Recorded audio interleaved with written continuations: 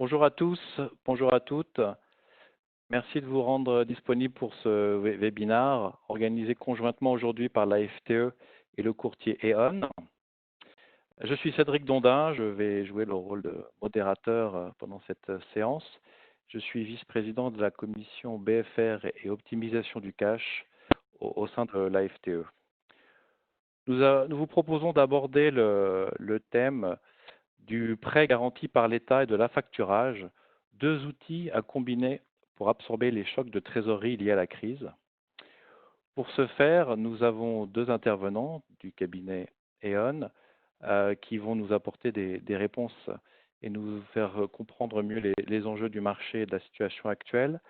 Louis Bollard, tout d'abord, qui est directeur crédit, financement, risque politique et caution, et Salomon Journeau, qui est responsable du développement crédit, financement et caution.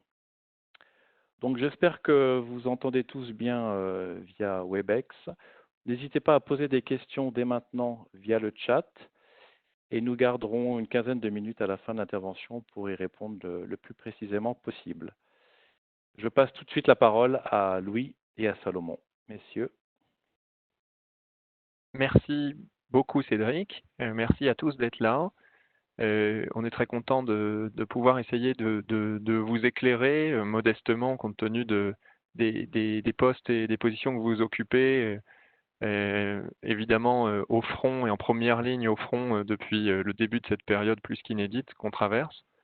On va essayer de vous éclairer avec notre regard le plus critique et lucide possible sur ce qu'on voit, ce que vivent nos clients, ce qu'on peut apprendre de nos partenaires, assureurs et banquiers, sur évidemment, dans un premier temps, les chocs de trésorerie tels qu'on les figure et qu'on a essayé de les conceptualiser. Malheureusement, ils sont très réels, mais enfin, on a essayé de normer un petit peu les choses depuis le début de cette crise et jusqu'en se projetant dans 12 mois. Ensuite, on va essayer de vous éclairer sur les outils pour les absorber au mieux. Vous en avez déjà mis en place un certain nombre. Encore une fois, on fait ça très modestement. On a beaucoup zoomé sur le PGE, ce fameux PGE, outil complètement inédit. Et ensuite, on s'est attelé à essayer de comparer vraiment le PGE et l'affacturage. Et plutôt que de les opposer, évidemment, on va parler d'articulation. C'est pas noir, c'est pas blanc, mais il est très utile et il nous paraissait opportun de voir les bons côtés et les faiblesses de ces dispositifs-là, de comparer réellement et dans le détail leurs coûts, non pas seulement en 2020, qui restera extrêmement inédite, mais ultérieurement, et comment les articuler. Et puis, je finirai, j'aurais pu commencer par ça, mais je parle trop dès lors qu'il s'agit de ces sujets-là, donc je préfère finir sur les grandes tendances du marché de la facturage et de l'assurance crédit. C'est évidemment deux éléments clés qui fonctionnent particulièrement bien ensemble en ce moment et j'ai la chance et on a sans doute c'est pas de la préscience mais plutôt du hasard qui fait bien les choses puisque on est le 11 juin et que c'est la date qu'a choisi l'État pour officialiser son intervention extrêmement inédite, son intervention auprès du crédit interentreprise pour essayer de le fluidifier au mieux, un peu à la manière de nos voisins européens. Donc c'est le plan qu'on va décliner aujourd'hui. On va se tenir à 45 minutes de présentation et ensuite vous aurez 15 minutes pour poser des questions via la petite boîte de dialogue que vous avez à votre disposition. Si on ne peut pas répondre à tout à la fin, eh bien on prendra les questions et on essaiera de vous répondre ultérieurement. Donc, si je rentre un tout petit peu dans le détail, je vous réimpose aucune vision économique des choses, vous l'avez toutes. J'ai juste un graphe que je trouve extrêmement bon et extrêmement révélateur. Je vais rendre à César ce qui appartient à Euler Hermès. C'est un graphe qui montre par trimestre glissant l'évolution du PIB mondial.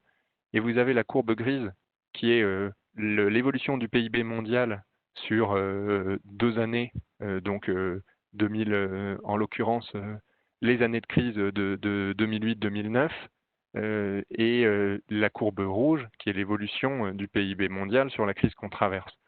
Et vous voyez bien la violence du cycle qu'on traverse en termes d'arrêt et de, évidemment, shutdown complet de l'économie. c'est inédit, c'est une situation qu'on n'a jamais traversée, et donc cette crise financière mondiale de 2008-2009 qui était vue comme la pire crise depuis 1929, malheureusement, sur un épisode certes court, elle est largement dépassée et plus violente dans son intensité. Donc, ça crée beaucoup d'incertitudes. On en avait déjà en 2008-2009, mais là, c'est une nouvelle incertitude parce qu'on peut calquer ce qui se passe sur rien d'existant, sur rien de connu. Et donc, alors évidemment, on va encore continuer à parler de scénarios de reprise en V, en U. On est habitué à tout ce jargon maintenant, mais enfin, la précision malheureusement, de l'intensité de la reprise, elle est très difficile à connaître et à établir, et bien malin celui qui pourra le dire. Ce qui est certain, malheureusement, c'est que les faillites mondiales ont déjà démarré, sont en augmentation, et on s'attend dans le monde à plus de 20% de défaillances, avec des pays beaucoup plus touchés que d'autres. La crise clairement mettant au tapis des acteurs déjà fragilisés, mais pas seulement.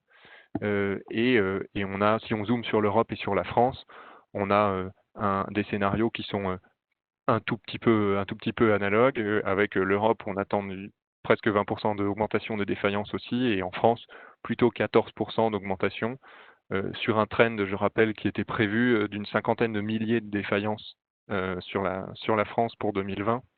Donc si vous rajoutez 15% là-dessus, on a quand même des milliers d'entreprises en plus qui vont faire défaut cette année.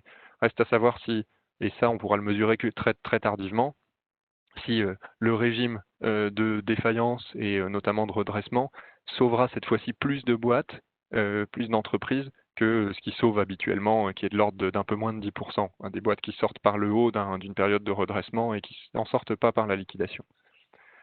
Ça me paraissait être un point de départ important quand même pour dire, pour illustrer un peu ce qu'on a traversé en termes d'intensité. Si ensuite j'essaye de catégoriser un peu les différentes périodes et les différents chocs que les entreprises vont avoir à traverser, on a eu ce premier choc qui a été la période de confinement, caractérisée clairement par une quasi-disparition de chiffre d'affaires pour un certain nombre d'acteurs du marché, un nombre certain, même plutôt qu'un certain nombre. Une période où tout le monde a travaillé d'arrache-pied, vous les premiers, sur le rééchelonnement d'un certain nombre de charges, et sur le fait de solliciter des aides d'État de tout type, des mesures gouvernementales sur les impôts, les taxes, les charges sociales, les loyers, l'activité partielle, qui ont permis de réduire momentanément les charges, et d'autres comme le PGE qui permettent de faire face aux charges qui demeurent. C'est évidemment des outils sans précédent et qui, à minima, pour le PGE, vont permettre de lisser les défaillances dans le temps. C'est un peu comme la période de confinement sur la santé des Français. Le PGE va permettre de lisser aussi les défaillances dans le temps et évidemment, j'espère, de maintenir en vie le plus longtemps possible beaucoup d'entreprises. Côté BFR, on a eu une diminution évidemment pendant la période de confinement, hein. Je fais ça de façon assez macro et dans le B2B. À ce moment-là, ce n'était pas le financement du BFR le grand sujet. Il se pose évidemment maintenant avec la reprise, où on a le grand retour du BFR, des fournisseurs qu'il va falloir rassurer, qu'il va falloir essayer de payer vite et bien pour être livrés vite et bien aussi, et être en priorité dans leur liste, et des clients, même si ça paraît un peu contre-intuitif avec la notion de fournisseur, mais des clients auprès desquels qui vont être exsangues, qui sortent exsangues de cette période, et à qui vous allez être obligé d'octroyer des délais de paiement pour remplir et relancer les carnets de commandes.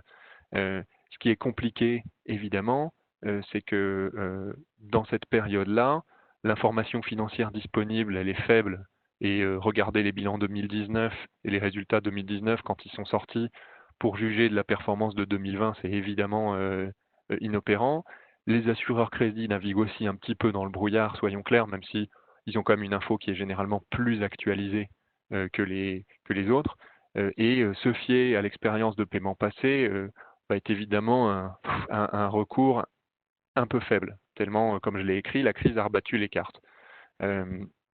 Si vous ajoutez dans cette période-là de reprise une fin en biseau du chômage partiel, certes elle est en biseau, mais elle se réduit, le retour de certaines charges liées à l'activité, il y a un effet sur la trésorerie des entreprises qui va être évidemment violent. Le PGE permet de pallier en partie ce sujet-là, mais évidemment, si l'ensemble des phénomènes cumulés que je viens de décrire sur ce moment de reprise en fait un premier point un premier climax, un premier élément assez violent et un premier choc de trésorerie évidemment difficile à encaisser. Si je vais au slide d'après, on va avoir un nouveau choc auquel faire face, auquel il faut se préparer à l'automne, et au moment de la rentrée et à l'automne. On a traditionnellement, on reste en France, donc le mois d'août, c'est une baisse d'activité, même si on a beaucoup d'entreprises qui vont décider, en particulier dans le bâtiment, la construction, de travailler plus en août qu'ils n'en avaient l'habitude pour essayer de rattraper le retard pris pendant le confinement. Mais il y aura quand même une baisse d'activité dans certains secteurs. Les Français qui ont travaillé pendant le confinement partiront en vacances. Bref, vous connaissez tous la chanson. Et donc l'année ne fera pas complètement exception. Et donc vous savez bien qu'on ne facture pas en août, et donc que 2 mois après, on a un trou de trésorerie, un trou d'encaissement, si je m'en réfère au délai de paiement traditionnel. Donc après la rentrée et la reprise de mai-juin, on a une deuxième rentrée à gérer en septembre, avec ce que j'appelle le sprint, le début du sprint pour atteindre les objectifs annuels. Et donc, on va avoir ça, et un effet conjugué qui est toujours délicat, c'est des boîtes qui rouvriront pas, qui relèveront pas le rideau après le mois d'août. Ça, on sait traditionnellement que ça existe et qu'il y a un pic de défaillance en septembre qui sera sans doute, malheureusement, d'après les assureurs crédits et notre feeling aussi, beaucoup plus marqué que ce qu'on a eu l'habitude de voir auparavant. Octobre, si je pars du principe qu'il y a eu des échéanciers négociés avec les banques, etc., et généralement sur des périodes de 6 mois, tout ça négocié fin mars, avril, puisque ça a été assez vite dans les négociations avec les banquiers sur ces plans-là. Si je prends 6 mois à partir de mars, avril, malheureusement, ça veut dire qu'en octobre, on va avoir le retour des échéanciers bancaires. Et là aussi, vous le faites beaucoup mieux que moi, mais il y a tous à prévoir le retour de tout ça dans ces tableaux de trésorerie.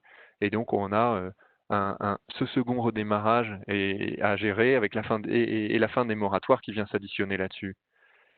Le dernier choc, et je m'excuse du côté un peu Cassandre de ma prise de parole là-dessus, mais évidemment, en 2021, va commencer, même si la possibilité est donnée d'aller de le proroger, mais va commencer la période de remboursement d'un éventuel PGE qui aurait été souscrit et obtenu. Et ensuite, évidemment, des nouveaux business plans. On connaît tous nos patrons, c'est le principe. Un nouveau business plan qui vise à essayer de corriger au plus vite l'année 2020 et ses effets dévastateurs sur le chiffre d'affaires et la marge. Cédric me disait juste avant de prendre la parole que ce matin, il y avait eu un autre webinar et la conclusion était le cash d'abord, les bidas après. Et je disais que quand je posais la question à mon patron, il me disait les deux, mon général, malheureusement. Donc il est hors de question, le sujet n'est pas de penser à l'un ou l'autre, il faut penser à l'un et l'autre et faire de la croissance, évidemment.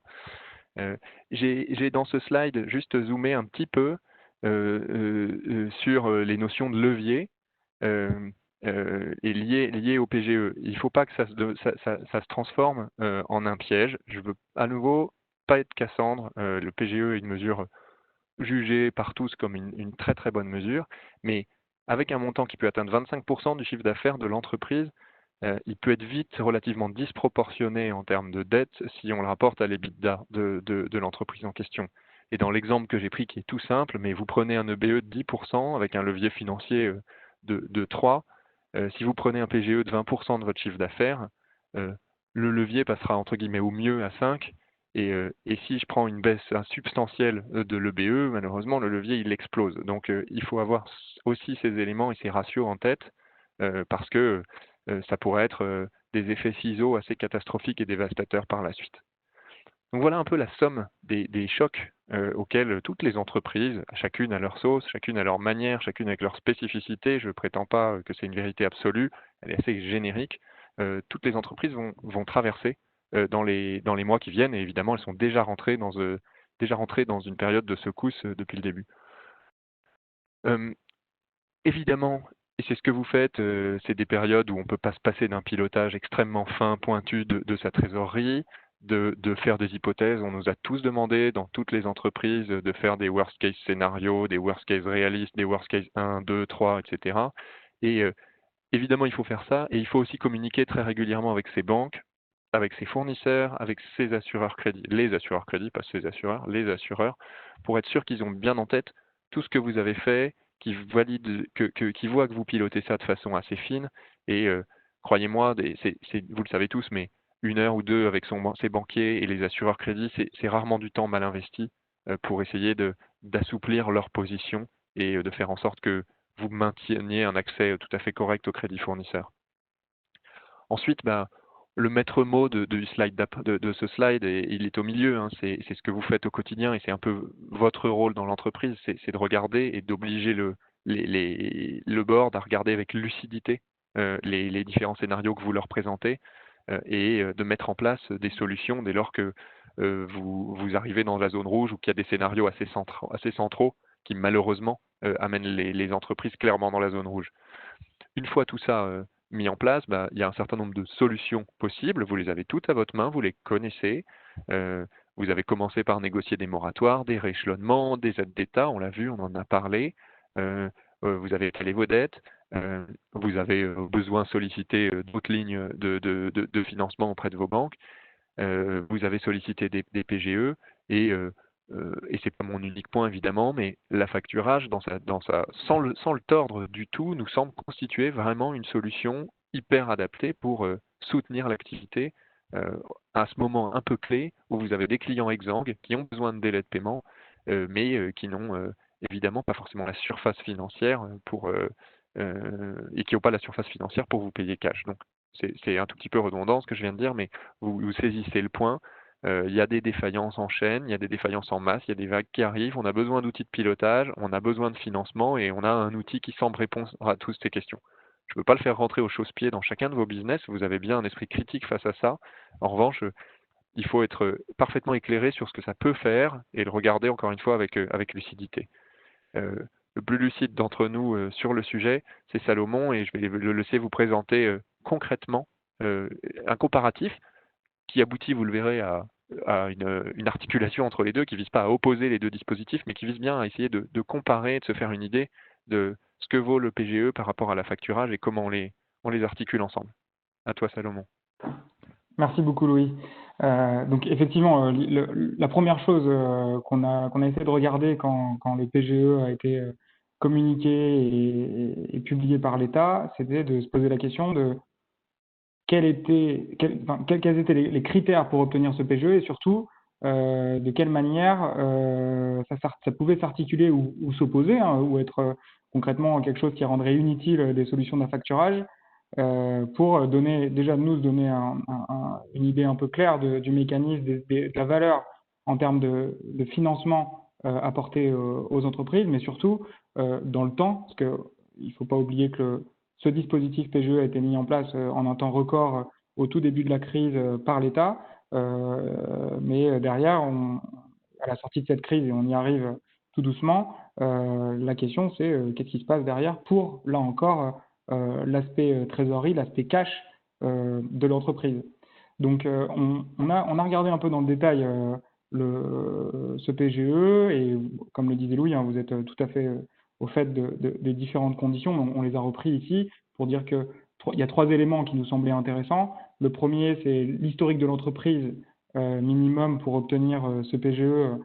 Il était donc fixé à 2 ans. Il y a eu beaucoup de choses derrière qui se sont passées pour justement remodifier ces critères pour que plus d'entreprises soient éligibles, etc. Mais in fine, au début en tout cas, et pour la plupart des demandes de PGE, c'était les critères qui ont été retenus. Le deuxième point, c'est le financement potentiel. Comme Louis l'a déjà énoncé, c'est des montants qui peuvent être considérables, donc jusqu'à 25% du chiffre d'affaires de l'année N-1. Et c'est certain que c'est une bouffée d'oxygène assez importante pour toutes les entreprises, notamment qui sont je pense notamment à l'industrie, qui s'est retrouvée du jour au lendemain à l'arrêt et avec des charges malgré tout qui pouvaient continuer à courir. Donc 25% du chiffre d'affaires, c'est sûr que ça représente des montants considérables et d'un grand support en tout cas pour les clients, pour les entreprises. L'appréciation du risque, c'est le point que beaucoup, en tout cas, n'avaient pas vu tout au début, c'est que concrètement, il y a quand même une certaine analyse, une certaine sélection des entreprises éligibles à ce dispositif étatique. C'est pas parce qu'on est sur un dispositif public que tout le monde est éligible et tout le monde a le droit d'obtenir 25%. Initialement, là encore, hein, il y avait un score, le score Banque de France qui pouvait être pris comme référence jusqu'à 5. Après, derrière, il y a eu différentes publications de l'État pour élargir, etc. Bon, in fine, il y a quand même eu beaucoup d'entreprises qui étaient déjà dans des situations précaires qui sont retrouvées exclues de ce dispositif. Quand on regarde un peu comment une société d'affacturage regarde ses clients et ses prospects, donc en reprenant les trois mêmes paramètres, sur l'historique de l'entreprise, généralement, ce qui est demandé, c'est d'au moins avoir un bilan clôturé. Il y a des exceptions à tout, hein, mais c'est à minima, c'est ce qu'ils demandent quand même. Le financement potentiel, c'est la différence majeure. On n'est pas sur un crédit, on est sur une mobilisation d'un actif de l'entreprise, en l'occurrence le poste client, et les facteurs sont plus ou moins limités, on va dire, à cet encours. Ils ne peuvent pas mobiliser autre chose, même si là encore, il y a des exceptions et des offres qui se développent pour aller au-dessus de ce financement. Je pense notamment à tout ce qui est financement de stock que peuvent proposer les factors. Typiquement, les financements de stock proposés par les factors, c'est ni plus ni moins qu'une augmentation de la quotité de financement. Donc, vous cédez 100 et plutôt que vous financez 100, ils vont vous financer 120 parce que derrière, ils ont une sécurité sur vos stocks. L'actif principal qui reste mobilisé, ça reste la créance client et donc on pourra pas, même si vous avez beaucoup de stocks, on ne pourra pas doubler le financement. Donc, il y a une certaine limite liée à ça. Et le point important déjà sur ce paramètre, quand on le compare au PGE, c'est que, comme l'a dit Louis, hein, on était dans une phase d'arrêt d'économie, d'arrêt de facturation, et donc mettre en place un contrat d'affacturage en plein Covid, ça n'allait pas apporter des liquidités à très court terme, tout simplement parce que les flux de facturation étaient arrêtés. Donc déjà, on voit que les deux solutions ne jouent pas forcément dans la même cour et sur les mêmes besoins pour les clients. Mais en revanche, faut penser quand même à l'après, et heureusement, il y a un après. Le business va repartir et c'est dans ce sens-là que l'affacturage nous paraît pertinent pour la suite, notamment. Et donc, l'appréciation du risque, là encore, c'est un élément assez différent de l'appréciation, des critères du PGE dont on a parlé, mais qui sont plus globalement, hein, qui sont les critères d'acceptation d'un crédit. La différence fondamentale entre un contrat d'affacturage et un crédit qu'on obtient auprès de son banquier, c'est l'analyse qui est faite sur le risque. Le principe de l'affacturage, c'est quand même de non pas focuser l'appréciation du risque sur le risque de l'entreprise que l'entreprise peut représenter, mais bien d'analyser également la qualité des créances clients, qui sont des actifs donc, dans le bilan et qui, pour le coup, ont des valeurs qui peuvent être très différentes selon les entreprises. Peu importe sa qualité intrinsèque en tant qu'entreprise, si on travaille avec des très grands groupes ou si on travaille avec une multitude de tout petits clients, in fine, il y a une valorisation qui peut être différente et la capacité de les financer également. Le seul bémol qu'on peut mettre à ça, hein, c'est que, comme vous le savez, comme vous savez tous, on a vécu sur les 10-15 dernières années une bancarisation de l'affacturage. Initialement, les banquiers n'étaient pas tellement présents et aujourd'hui, évidemment, ils occupent 90-95% du marché. Donc, la plupart des sociétés d'affacturage sont des filiales de banques et ont un regard, malgré tout, sur le risque, ce qu'on appelle le risque cédant, le risque de l'entreprise. C'est le seul bémol qu'on peut y mettre et ça vient ajouter effectivement une touche bancaire dans ce milieu de financement des créances.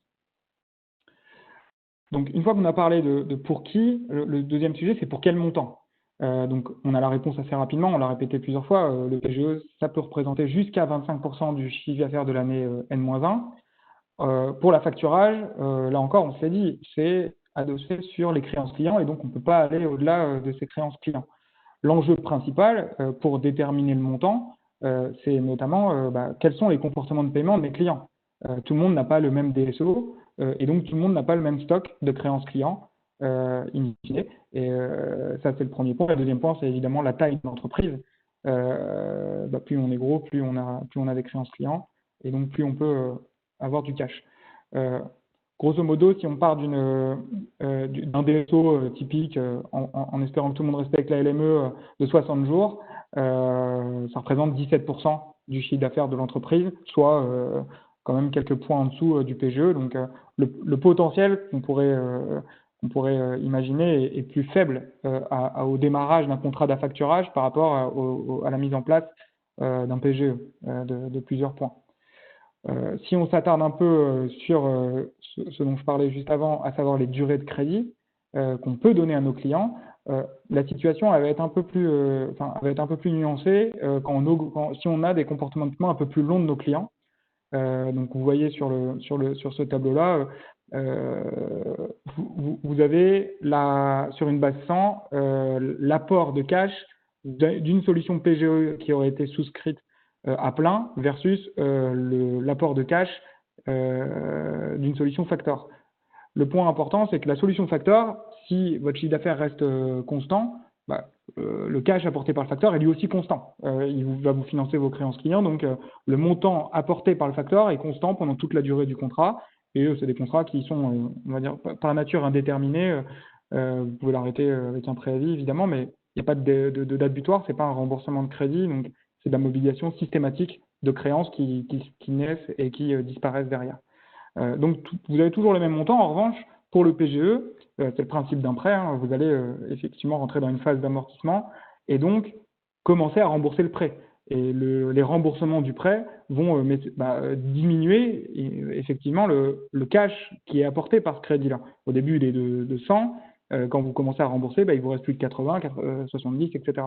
Donc, ce qu'on voit, c'est que sur une base d'un poste client à 60 jours, et ça c'est valable pour quel que soit le chiffre d'affaires de l'entreprise, il y a un point de bascule qu'on peut observer à la 3e année, dans le cas où vous utilisez votre PGE, vous maximisez le PGE dans le sens où vous le remboursez sur 5 ans. À la 3e année, il y a un point de bascule où l'apport de cash de la solution Factor devient supérieur à l'apport de cash sur ce qui reste, en fait, entre guillemets, non remboursé du PGE pour une entreprise qui a un DSO de 60 jours. Et plus on allonge évidemment notre DSO, si on a des DSO à 90 ou 120 jours, plus ce point de bascule arrive plus tôt, vu que la valeur absolue du financement factor est plus importante.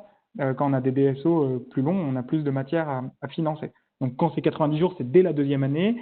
Et quand on est sur des DSO sur du grand export, par exemple, ou dans des secteurs un peu particuliers, si on est à 120 jours, c'est dès la 1re année. Dès le début, on a un potentiel de mobilisation de cash plus important. Donc ça, c'est sur les montants qu'on peut espérer mobiliser, espérer utiliser et générer avec les deux solutions. Maintenant, la 3e question, c'est quels sont les coûts liés à ces solutions de financement. Sur le PGE, je vais le faire assez rapidement parce que tout le monde, vous êtes tous sûrement au courant, mais il y a 2 paramètres importants. Le premier, c'est le taux d'intérêt, donc c'est la marge pour l'entreprise, pour la banque, pardon, pour la rémunération de l'argent. Et le 2e point, c'est la garantie BPI. C'est par ce biais que se passe la contre-garantie de l'État, c'est qu'il y a BPI qui vient contre-garantir le prêt à 90%. Donc il y a 10% de résiduel pour la banque. Et donc, un peu moins sur les prêts plus importants, parfois, que 90. Et donc, il y a une rémunération liée à ça. Et la chose intéressante dans le dispositif, c'est que les entreprises éligibles ont été traitées en 2 groupes, celles qui ont un chiffre d'affaires inférieur à 50 millions et celles qui ont un chiffre d'affaires supérieur à 50 millions. Donc la bascule, elle est assez rapide au final, parce que 50 millions, quand vous faites 100 millions, vous restez une PME, une grosse PME, donc tout de suite vous basculez dans des conditions un peu moins attractive. Et c'est là le point, c'est que l'État a fait le choix de privilégier effectivement les petites PME avec des conditions plutôt attractives sur le taux qui est appliqué sur la garantie BPI, alors que pour les entreprises au-dessus de 50 millions, là, le coût est un peu plus élevé. Donc, juste sur le tableau précédent, pour synthétiser les choses, c'est que assez rapidement, vous adossez à ça le taux d'intérêt de marché que va vous facturer la banque à partir de la 2e année, mais assez rapidement, première année pour une entreprise donc en dessous de 50 millions, ça lui coûte 0,25, donc très peu cher. Deuxième année, ça monte à 0,90, idem pour la troisième année, et quatrième et cinquième année, c'est 1,40 du montant restant dû. Ce qui reste très bon, hein, c'est des très bonnes conditions de financement. Pour les entreprises plus grosses, là, pour le coup, c'est 0,50, et après, ça monte très vite. C'est 1,40, puis sur les deux suivantes, et la quatrième et la cinquième année, c'est 2,40. Donc, on se retrouve avec des taux qui montent très vite et qui peuvent être assez onéreuses pour les entreprises dans cette catégorie-là. On vous a mis le taux flat, qui est juste un taux flat sur les 5 ans, pour comparer. Sur la partie affacturage, on a là aussi deux principaux composants, de principales composantes au coût d'un contrat d'affacturage. Vous avez la première composante qui est la commission d'affacturage, donc concrètement qui va venir rémunérer le facteur sur les coûts de gestion, les coûts administratifs d'un contrat, mais aussi quand l'assurance crédit est incluse dans le contrat d'affacturage, le risque de crédit de vos débiteurs qui est couvert. Très rapidement, vous pouvez avoir soit l'assurance crédit inclus dans le contrat, comprise dans le contrat d'affacturage, et donc c'est le facteur qui souscrit sa police, soit vous avez votre police en parallèle que vous mettez à son profit. Dans l'absolu, ça rentre dans cette case-là de la commission d'affacturage qui a pour base de calcul le chiffre d'affaires. Donc là, en l'occurrence, le chiffre d'affaires TTC. Quand vous avez votre police à côté, c'est le chiffre d'affaires hors taxe sur lequel s'applique le taux. Donc, on vous a pris deux exemples chiffrés, 20 millions, une entreprise de 20 millions, 200 millions à des taux, on va dire, de marché qu'on peut retrouver sur, même si évidemment… Des bons taux. On a pris des bons taux quand même. Exactement. Chaque cas est différent, donc bon, c'est pour se donner quand même un ordre d'idée et une base de discussion. Donc, commission d'affacturage 0,15% du montant TTC. Et la deuxième composante, c'est le coût, le spread de taux, hein, le coût du financement. On a de la chance, on a toujours des taux, des Euribor négatifs. Donc, vous ne payez que la marge qu'applique le facteur, et très souvent sur un Euribor floré. Donc, bon, il garde le delta du négatif.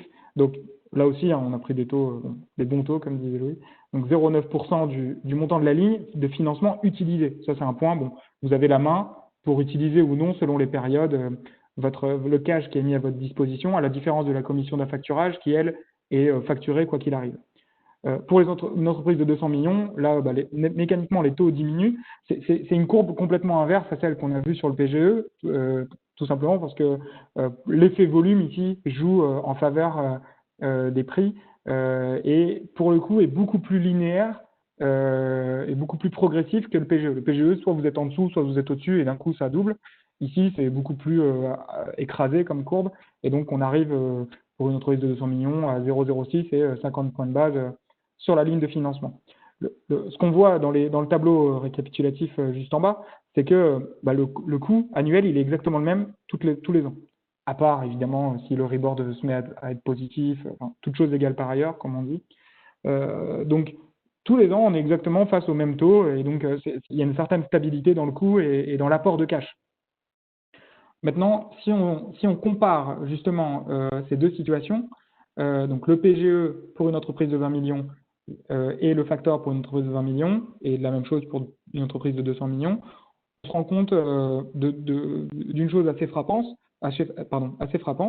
c'est que pour les plus grandes entreprises, pour l'entreprise de 200 millions, sur le coût marginal annuel, il y a un point de bascule qui arrive très très vite, c'est dès la fin de la première année, au bout de 13 mois exactement, où le coût devient plus cher pour le PGE versus le cash qui est apporté, en comparaison avec le facteur qui, comme je vous l'ai dit, c'est ce qu'on voit, la courbe rouge, c'est stable tous les ans.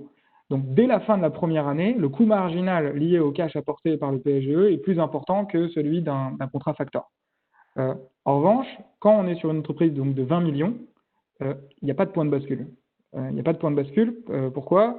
Parce que le coût d'un contrat factor reste toujours plus élevé que le coût marginal du PGE.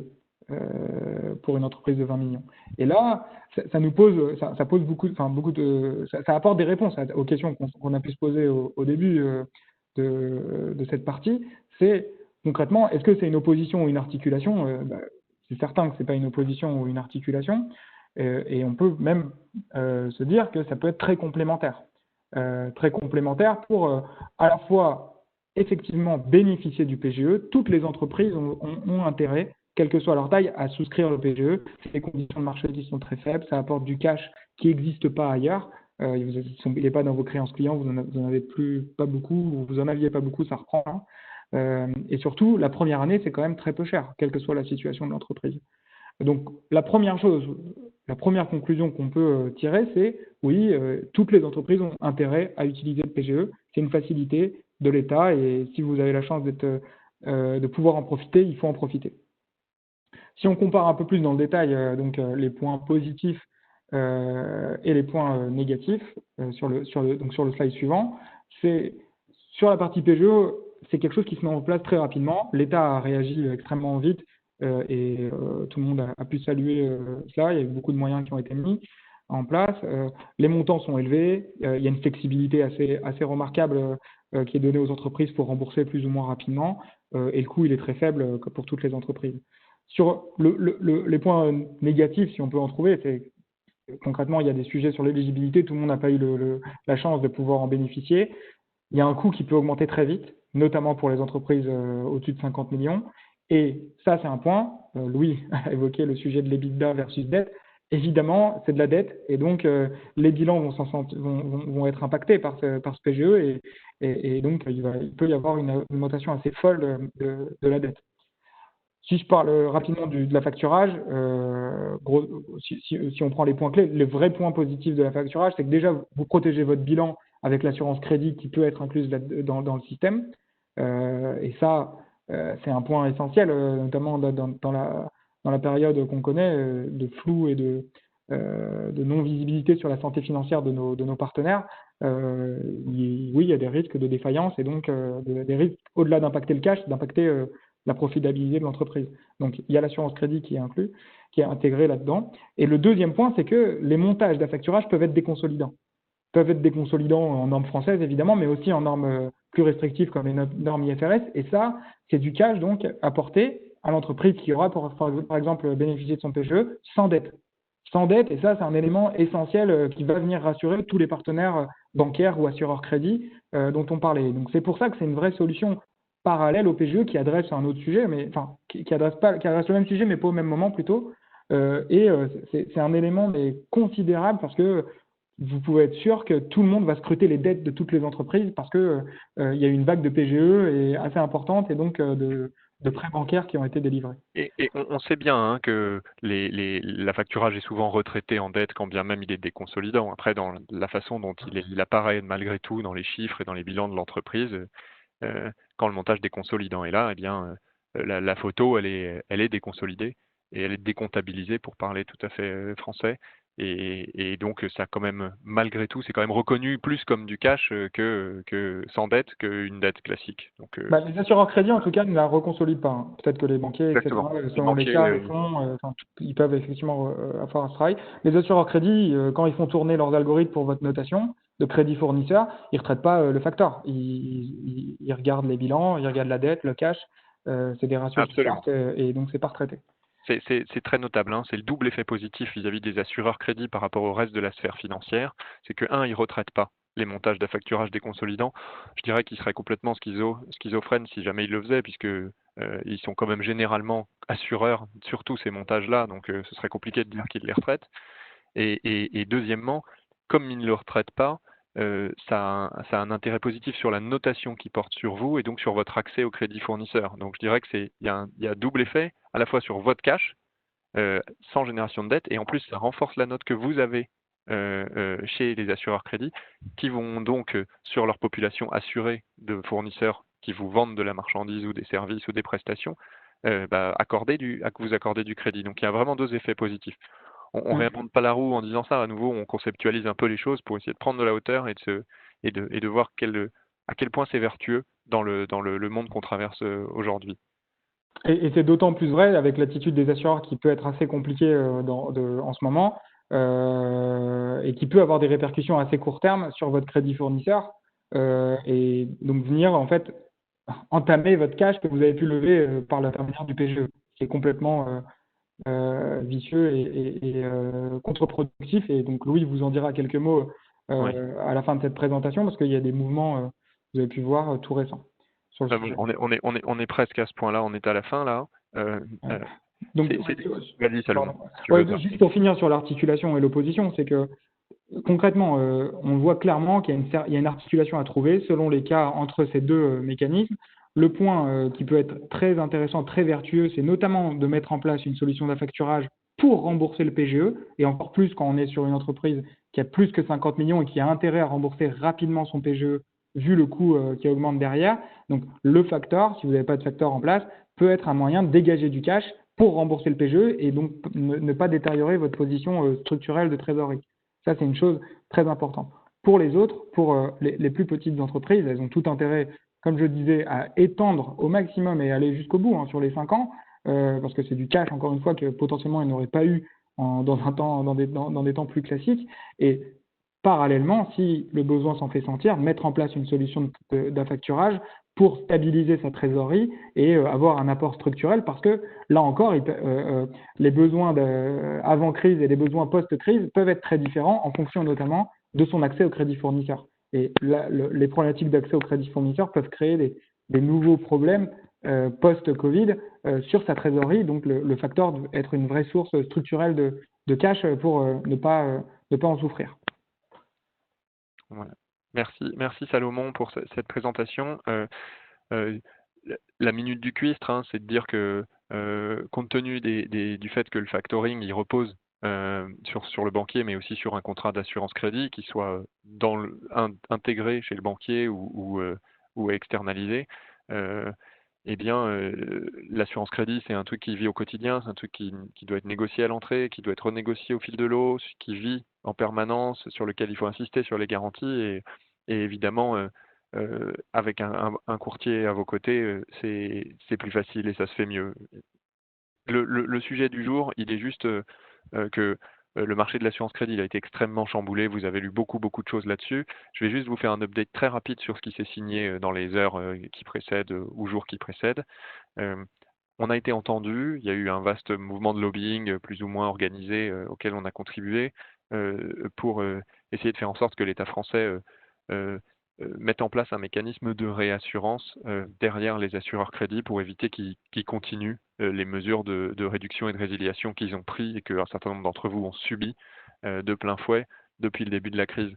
On a enfin obtenu gain de cause, on avait obtenu un sparadrap sur malheureusement une jambe de bois au début avec les CAP et CAP+, qui était assez inopérant au début de dispositif parce que c'était trop faible et ça avait un certain nombre de défauts.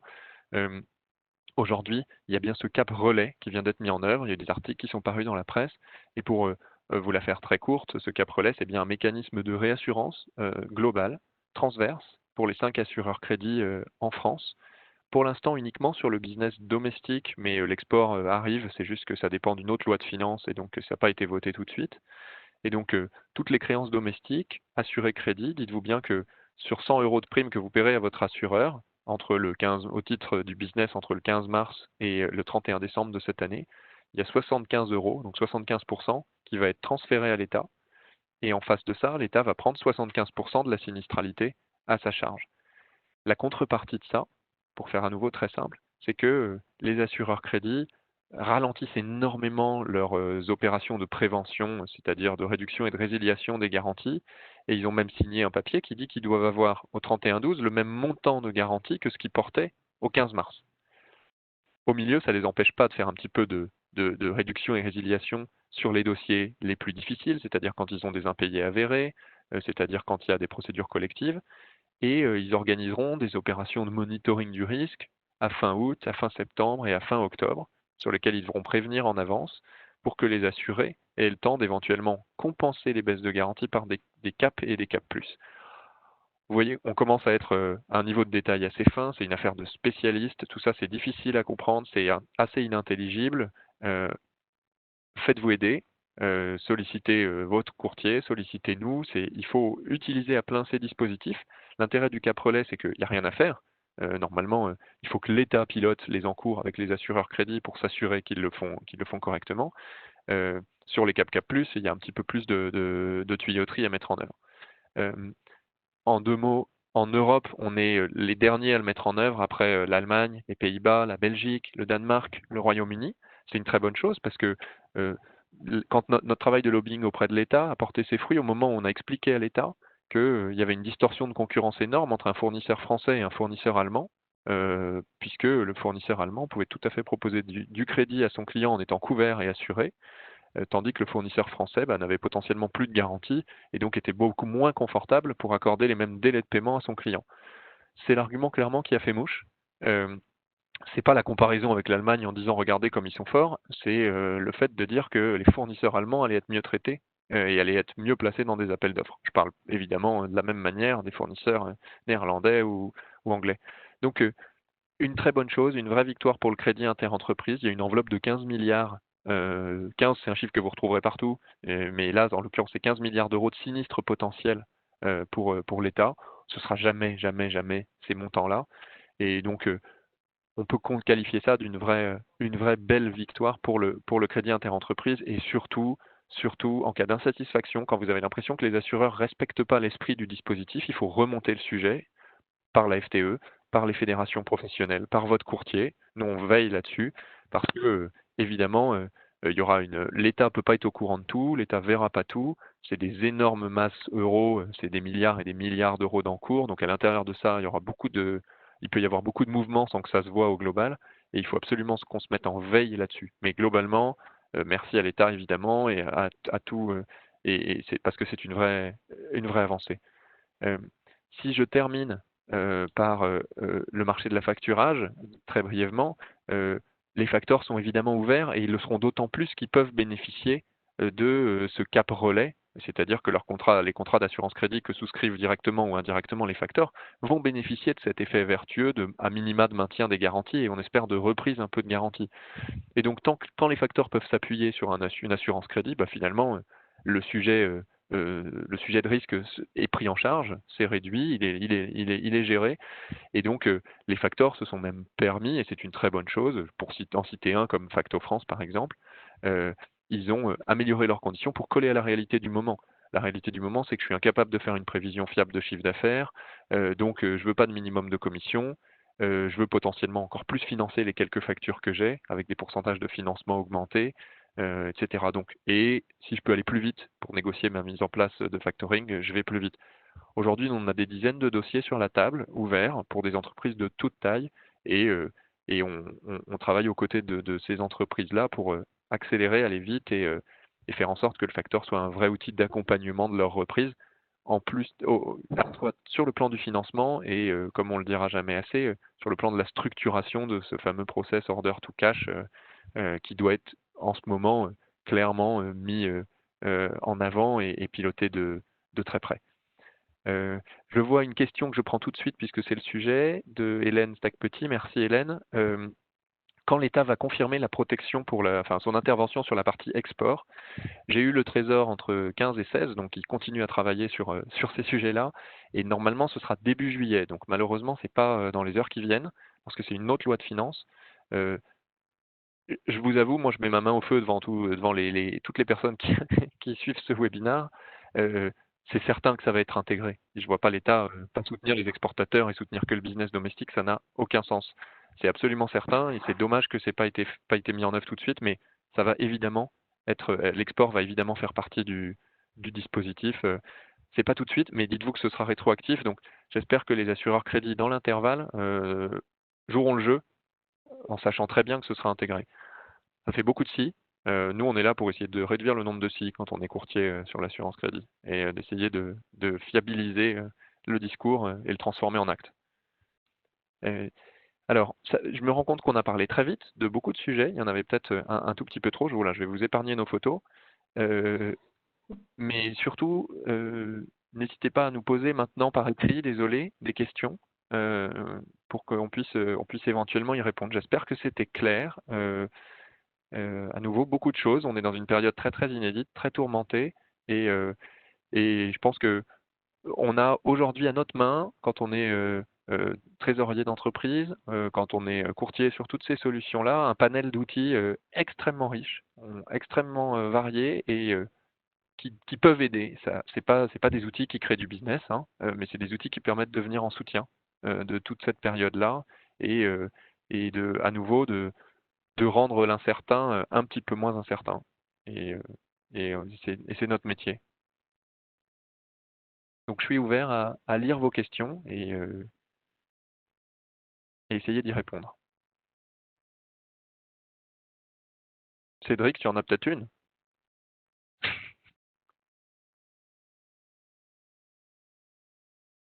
Alors, je regarde, c'est très clair et dense. Alors si je peux prendre une question aussi sur le sell and leaseback, en disant est-ce que c'est pas une diversification de solutions de financement sur des actifs mobiliers proposés par des sociétés de services comme Econocom? Oui, c'est des très bonnes solutions, ça dégrade pas les EBITDA, ça a plein de vertus. En revanche, dites-vous bien que ces sociétés de services, elles financent rien sur fonds propres. Donc en vérité, à un moment, elles partagent, elles sont toutes refinancées derrière par les banquiers et notamment par les filiales de leasing des banquiers. Elles financent très peu sur fonds propres. Je dis rien, c'est exagéré parce qu'il y a des captifs de financement qui sont capitalisés pour prendre une partie en fonds propres. Mais in fine, vous allez retrouver une concentration de risque sur les banquiers. Alors, elle ne sera pas directement sur votre nom, quoique ça dépend des montages, mais oui, c'est évidemment des solutions qui doivent être aussi regardées. De toute façon, en ce moment, il ne faut rien négliger. Nous, pour finaliser, tiens, je vais faire un tout petit point dans la minute qui me reste là. On n'a parlé que des sociétés d'affacturage classiques. Il y a aussi des plateformes de financement qui peuvent, je vais parler de Edebex, de Finexcap, de ce que faisait aussi Eureka à un moment. Alors, ces plateformes, elles reposent sur des contrats d'assurance crédit, évidemment. Elles reposent sur la plupart sur des lignes bancaires qu'elles peuvent négocier derrière. Mais là aussi, ça peut être une alternative, notamment pour des TPE, PME qui n'ont clairement pas accès au crédit bancaire classique. Ça peut être des alternatives. Nous, on en prescrit de temps en temps pour des clients. Ça a une vertu, c'est la déglobalisation, c'est-à-dire que vous pouvez vraiment faire du financement sur une facture, deux factures, parce que vous avez un trou, etc. Ça a un vice, c'est globalement le coût de ces solutions. C'est-à-dire que quand vous remettez tout dans une espèce de TAEG, quoi, de taux global annuel, ça peut être perçu comme très usurier. Vous me passerez l'expression, mais on est très très vite au-delà de 10% par an, et donc ça rend service, mais on peut pas structurer un business autour de ce genre de solutions de financement.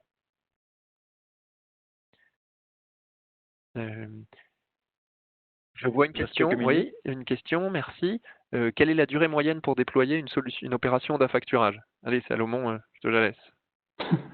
C'est toi qui as la manœuvre là-dessus. Concrètement, il y a différentes phases, hein. Vous avez la première phase d'offre commerciale, etc., qui peut être assez rapide, hein. Sous 10-15 jours, on peut obtenir des offres structurées de la part des facteurs. Une fois que vous avez sélectionné votre offre, il faut donc passer en comité de crédit.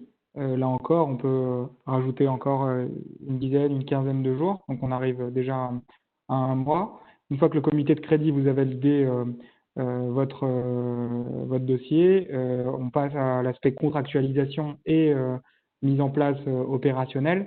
Donc, ça peut être plus ou moins long selon notamment les aspects juridiques et de contrats pour que les commissaires aux comptes puissent les revoir, etc., s'il y a notamment une vocation déconsolidante. Grosso modo, nous, le délai qu'on donne, c'est que du début d'une étude jusqu'à la première session, il faut compter entre 2 et 3 mois minimum.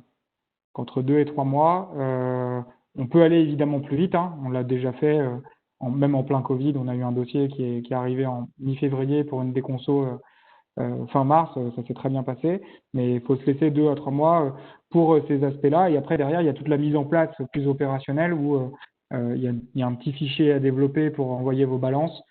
Ça nécessite soit il y a une entreprise que le facteur peut mettre en contact, enfin vous mettre en relation avec une entreprise qui développe le fichier, soit c'est vos services informatiques. Voilà, c'est des délais qu'on ne maîtrise pas totalement, mais généralement, il faut garder ce délai en tête, 2 à 3 mois pour être relativement tranquille sur les délais et pas être pressé, prendre le temps. Un point important sur les financements et sur l'affacturage, c'est que notamment pour les plus grosses sociétés et pour les affichages bilanciels, on a de plus en plus de sollicitations pour des contrats d'affacturage spot, donc sans récurrence et uniquement avec une seule session avant votre clôture.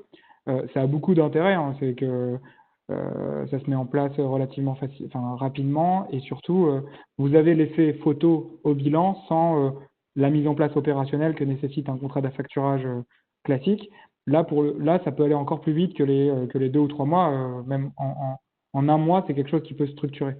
Vu que tout est fait un peu manuellement et que nous, en tant que courtier, on intervient énormément dans notamment l'aspect opérationnel et tout ce qui est lié au financement, les fichiers, etc. Donc on décharge beaucoup nos clients là-dessus, et c'est des choses qui peuvent se faire encore plus rapidement. Merci Salomon. On partagera la présentation avec Cédric pour qu'il voit avec la FTE comment il peut la faire passer. Il est 17h30, on va s'arrêter là. Je vous remercie à tous de ce que j'imagine être de l'attention soutenue. Merci beaucoup Cédric de nous avoir donné l'opportunité de prendre la parole, et j'espère à bientôt pour certains d'entre vous, et bon courage et bravo pour tout ce qui a été déjà mis en œuvre dans cette période qui est évidemment super lourde, super compliquée, mais je crois qu'il met beaucoup à l'honneur notre profession. Et quand on voit le lobbying qu'on a réussi avec votre concours, la FTE, pour le crédit interentreprise, je crois qu'on peut que se féliciter d'être au premier plan, même si c'est dans une forme de douleur. Merci à tous.